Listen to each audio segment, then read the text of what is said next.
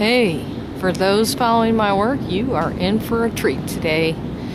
I'm at the St. John's Cathedral, and the first thing I see as I walk in, and certainly this is very symbolic and it means a lot to me, is Phoenix. There are two large phoenixes that are hanging in this very ancient cathedral. And walking in here reminds me of my library kids' library. That's how thick the stone is. It's just absolutely amazing. Here, let's see if I can get some of this for you guys. Look at this stained glass. It's like a flower of life. Just look at it. And look at these doors. Okay, we're gonna walk around a little bit, and the stained glass windows are amazing. And I'll do the best I can to make this as clear and as unshaky as possible. Okay, just look at that. It has the symbology, or symbolism rather, that I've seen here since I've been in New York. By the way, this is in New York. All goes hand in hand with a lot of the things that I've been writing about and studying. And the Phoenix is everywhere. This is all part of the Phoenix ritual of change for people on this planet. And it means a lot. Out of the dust comes a new Phoenix, out of the fire. So we're going to walk around here. See? Beautiful windows, absolutely amazing. And the columns, it's just unbelievable. Just look. Okay. This is just like being in a cave. It's amazing. Very spiritual. Okay, here's one of the phoenixes. They have two phoenixes. And I'll get over and describe who created this artwork in a minute.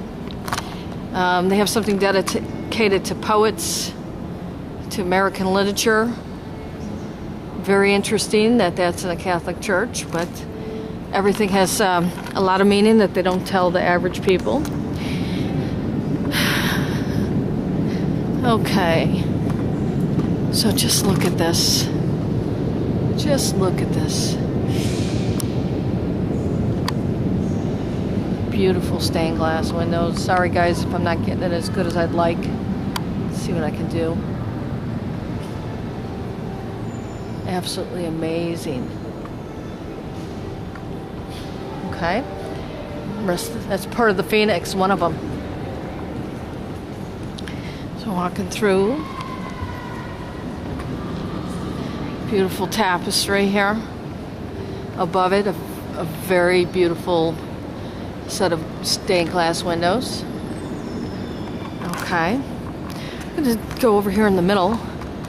We're going to go under this Phoenix because I really feel like I'm meant to be under it, be part of it, and mold with it. And you may not understand that, but I certainly do. There's two Phoenixes here. One very large one and a smaller one. Perhaps it's a male and a female. I'll find out more in a minute once I go over and by the display. But there are two Phoenixes here. Here's the other one. It's a smaller one. Okay. Now, absolutely amazing. Go on up. This is when they used to make architecture to mean something. It's all encoded with knowledge. It's just not simply a place of worship. This is knowledge. Now, here you have the fish and the bread. Bethesda, he blessed them and gave to the disciplines to set before the multitude. Yeah, giving the grains like the cronides, exactly.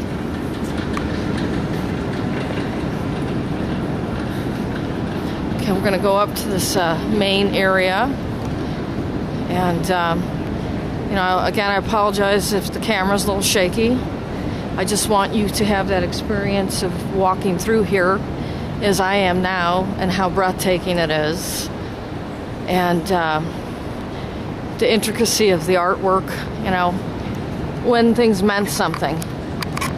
To really, really do, to put the knowledge in the architecture. All of the symbolism. And, well, that sure looks like some grapes to me. I could be wrong. Could be acorns, maybe. But it sure looks like some grapes. There he is, an angel. We know who worked with the grapes. A lot of symbolism here. Remember, Jesus gave him wine and bread, and fish. Okay. Very interesting. Very interesting. And look at that down there, the eagle. Or a phoenix. It may, you know, it's probably a phoenix.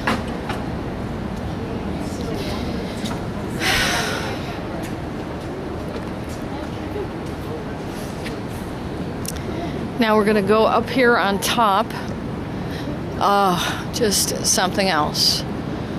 Looks like the organ pipes. God, can you imagine when this place has music playing, what it's like? And down here, got some nice clovers and Celtic crosses. Absolutely amazing. Absolutely amazing. Now we're going to go look at the symbolism. Okay.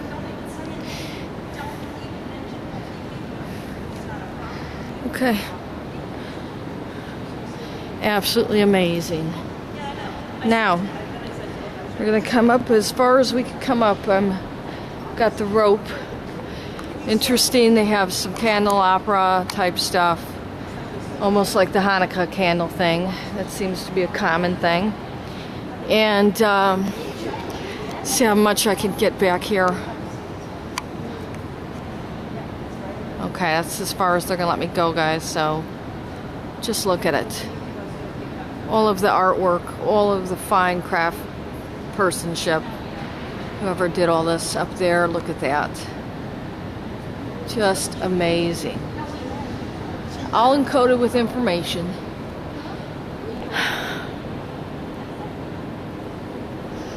Yeah, I hope this lasts for what it was created for, because I know when competing religions come in, they take over the other religion stuff and modified it for their new cult. But then again, you know, based on my work, this is all based on that ancient Chronide family and what they set out to start in the world. Now I want to go over here about the Phoenix. It's just amazing to me on this trip to New York that this symbol is everywhere I'm going. All the places that I know I have to be and come here and document for my people watching my research.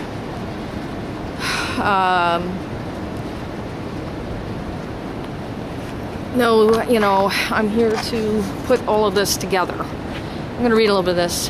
Zhu Bing, an internationally acclaimed artist and educator, was born in Chongqing, China in 1955 and grew up in Beijing. From an early age, he wanted to be an artist. As a young boy, he copied a page of characters a day, which fostered a lifelong interest in print and words. So it continues on, and it goes, soon after returning to China, Zhu Bing was invited to create a work for the World Financial Center under construction in Beijing's Central Business District. On a site visit, he was shocked by the primitive working conditions of the migrant laborers and inspired. The commission site, a glass atrium connecting two towers, reminded him of a cage, and he proposed placing two large birds inside it, a pair of phoenixes, Fang, a male, and Wang, a female. I knew it was a male and female. I just knew it. Each to be fashioned out of the salvage and architectural debris from the construction site. The phoenix, a mythological bird, is second in importance only to the dragon in Chinese legend. It is an auspicious symbol of unity and harmony. After researching its history, Zhu Bing decided to combine the fierceness of the Han Dynasty phoenix with the decorative, graceful charm of the later Ming phoenix. So it goes on about his creation of the phoenix, the two phoenix sculptures, male and female, yin and yang type concept. Very interesting. The phoenix is the symbol of Zeus, who is also Odin, who was cremated after his death, and he sacrificed what he had to do to bring his and his family's teachings to the world regarding farming and agriculture and ritual to remember that the earth cycles and to treat people decently and to live, eat, drink, and be merry, so to say. All right. Absolutely amazing. Just blowing me away symbolically right now. That all of these things are connecting. Look, we're going to go under one more time, and this is the female phoenix. Don't even have to read it. It's very clear to me what all this is about. And this is the male. We cannot fear these symbols. We have to know what they are. We have to understand what they mean. We have to understand the language of symbolism and how it's being used today. And we have to know why. We have to know who is making these usages of this symbolism and for what reason. And how synchronistically everything is coming together. Okay, this is St. John's Cathedral. I'm going to film a little bit outside in a minute so you can see how awesome it is. Okay, I'm going to do my prayer to get my information out there to the world and to change everything because we need to get the truth out there. So I'm going to light this candle now.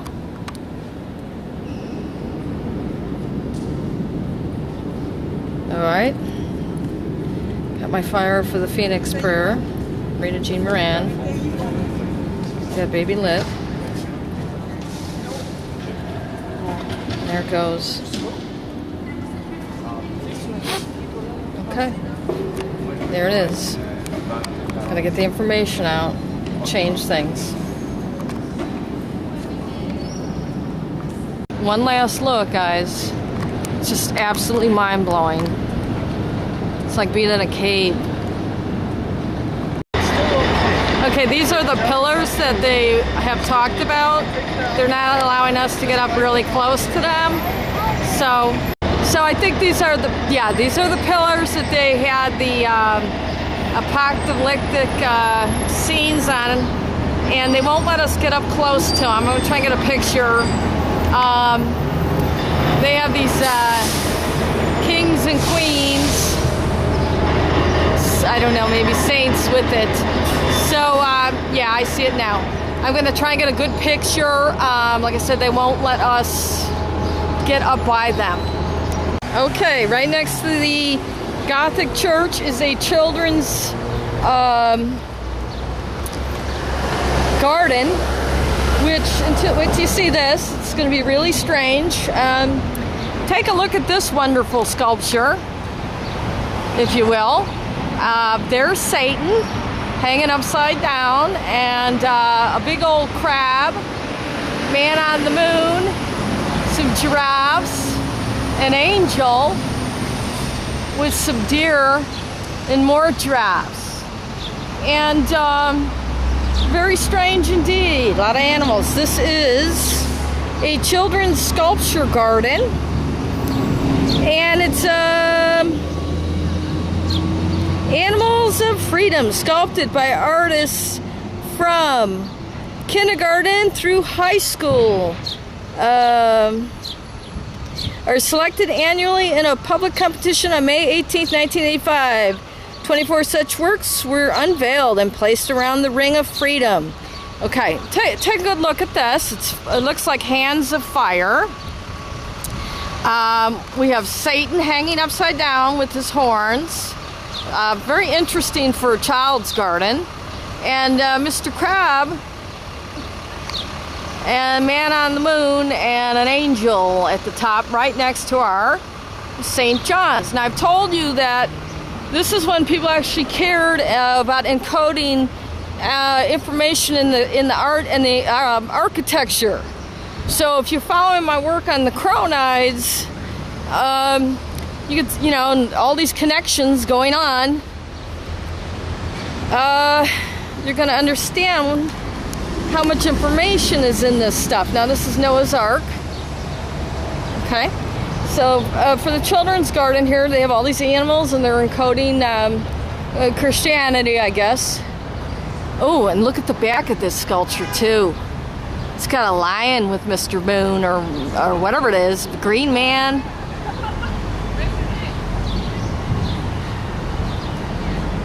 And almost like a sun. Fascinating. Okay, so we're gonna go through a little. And they have little storybooks all around with carved pictures and stories.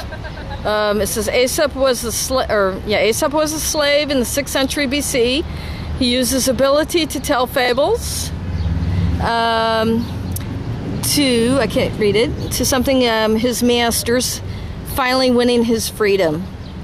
He is therefore considered the sly and cunning in his fable. So all these little books are things that the kids wrote. I can't get through here. This is locked, but it's more of the church grounds. So let's just take a quick look at this unbelievably amazing old cathedral, St. John's Cathedral here in New York. And it's very interesting story garden for the kids with you-know-who hanging upside down. It's always something, see? You know that the other side takes things and turns it upside down. So again, very symbolic symbolism. The knowledge is there. And, they're telling you what it is.